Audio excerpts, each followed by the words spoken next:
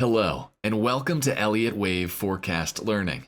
Today, we're going to learn about the Elliott wave extensions within a 5-wave structure.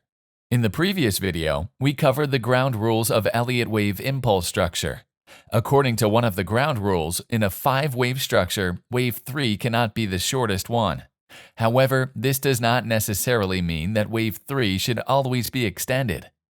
Although the extension within wave 3 is the most common, extensions could also happen within wave 5 or wave 1.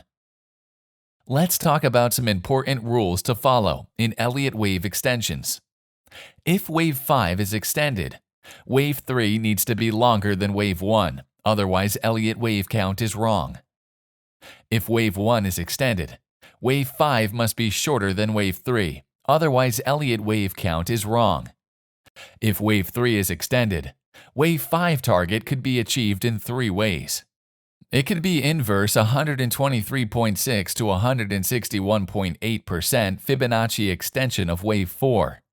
It could be equal in length to the wave 1 or 61.8% Fibonacci extension of the length of wave 1 and wave 3 combined projected from wave 4. Impulsive waves with at least one of the waves extended should at least contain 9 swings and would increase to 13 or 17 swings if there are more extensions within. Proper Elliott wave counting is crucial in order to be a successful trader.